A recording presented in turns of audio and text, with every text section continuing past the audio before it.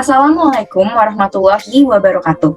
Perkenalkan, nama saya Nadia Nida. Saya adalah mahasiswa D4 Akuntansi Perpajakan Undip dengan 3 NIM akhir yakni 058. Video ini didedikasikan untuk memenuhi nilai tugas mata kuliah Matematika Bisnis.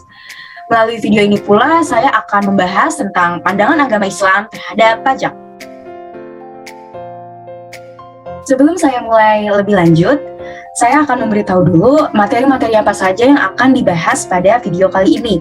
Yang pertama yakni adalah pengertian pajak. Jadi di sini saya akan membahas pengertian secara umum dan pengertian secara Islami. Kemudian yang kedua yakni adalah fungsi pajak di Indonesia. Kemudian yang ketiga ini adalah sistem perpajakan di Indonesia. Dan yang keempat ini adalah kedudukan pajak dalam Islam. Dan yang terakhir ini adalah pandangan ulama tentang pajak, tentang haram atau halalnya, seperti itu. Baik, untuk pengertian pajak secara umum, yakni pajak merupakan pemungutan wajib yang harus dibayarkan oleh rakyat untuk negara dan akan digunakan untuk kepentingan pemerintah dan masyarakat umum. Sedangkan untuk pengertian pajak dalam Islam ini, Islam mengenal istilah pajak yang terdiri atas 4, yakni yang pertama adalah usyur atau pajak perdagangan atau biasa yang kita sebut adalah bea cukai. Kemudian yang kedua adalah khoroj. Nah, khoroj ini adalah pajak bumi atau tanaman atau tanah yang dilakukan terhadap non-muslim. Kemudian yang ketiga adalah jizyah atau pajak jiwa non-muslim yang hidup di bawah naungan pemerintahan Islam. Dan yang keempat ini adalah adoribah atau pungutan rakyat oleh penarik pajak. Nah, untuk adoribah sendiri ini artinya itu berasal dari bahasa Arab yang berarti utang yang mesti dibayar. Kemudian kalau secara syariah, adoribah ini adalah kewajiban yang diterapkan terhadap wajib pajak yang harus disetorkan kepada negara sesuai dengan ketentuan. Nah, ada juga yang mengartikan bahwa adoribah ini merupakan beban. Kenapa disebut beban itu? Karena merupakan kewajiban tambahan atas harta selain pajak.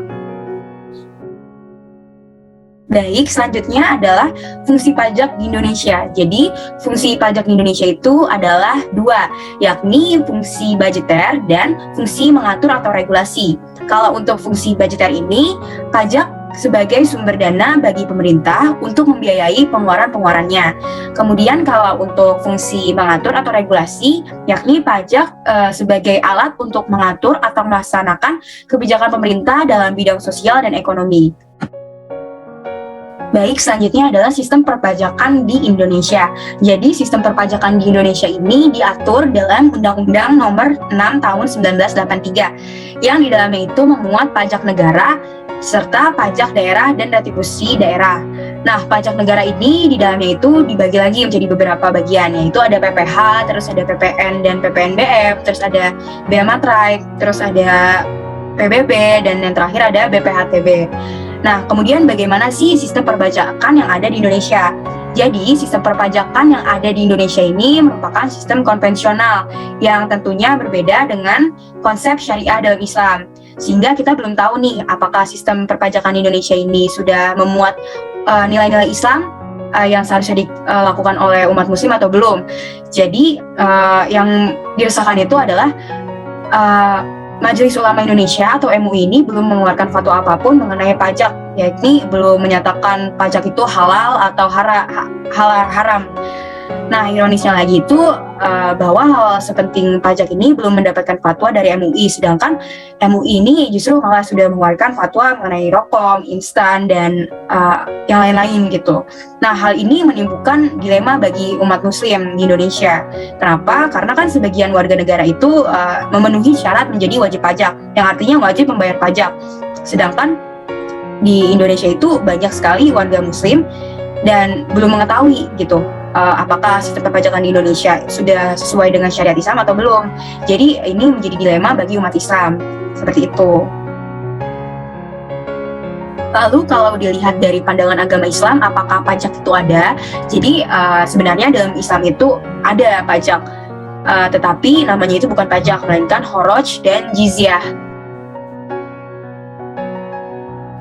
Baik, yang pertama itu dikenal dengan namanya khoroj. Jadi khoroj ini secara umum dijelaskan dalam Al-Hasyr ayat 7. Nah, sebagai contohnya itu pada masa kekuasaan Khalifah Harun yang berada di tanah Irak dan Syam.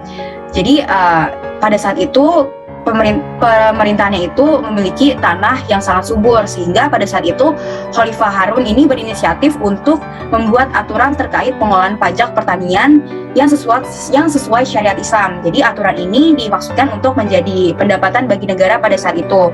Kemudian untuk sistem kerjanya ini mengalami perubahan dari yang tadinya menggunakan musahah atau luas tanah berubah menjadi mukosamah atau pajak. Nah, sistem ini diperbolehkan asal atas dasar kemaslahatan bersama.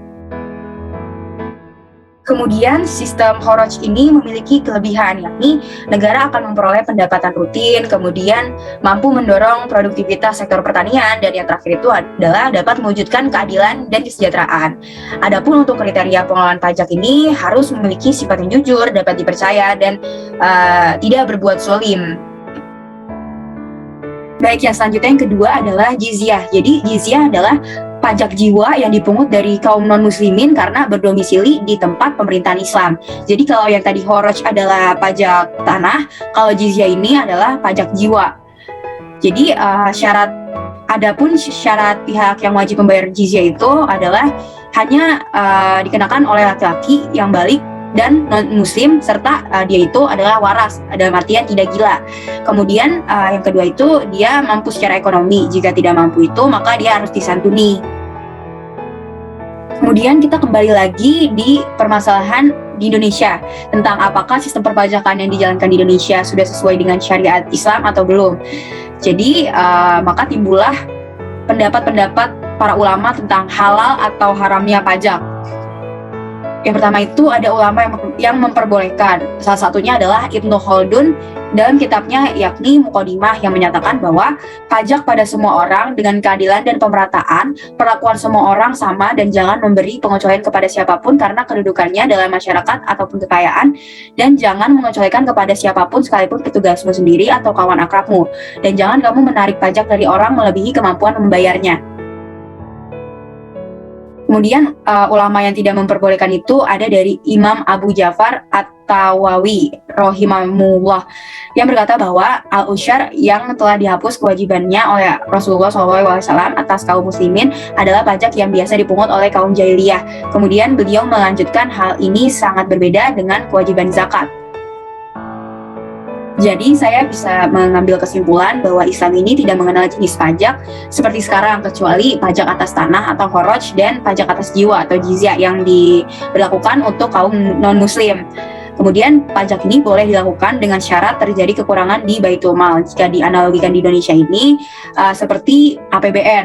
Kemudian pengambilan pajak yang besar ini dan melebihi kemampuan masyarakat itu dapat membuat pajak menjadi bersifat haram.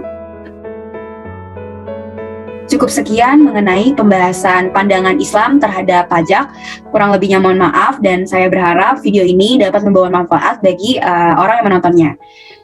Saya pribadi meminta maaf apabila terdapat kesalahan kata ataupun kesalahan-kesalahan pembawaan materi yang tadi telah saya lakukan. Sekiranya mohon dimaafkan, dan akhir kata, wassalamualaikum warahmatullahi wabarakatuh.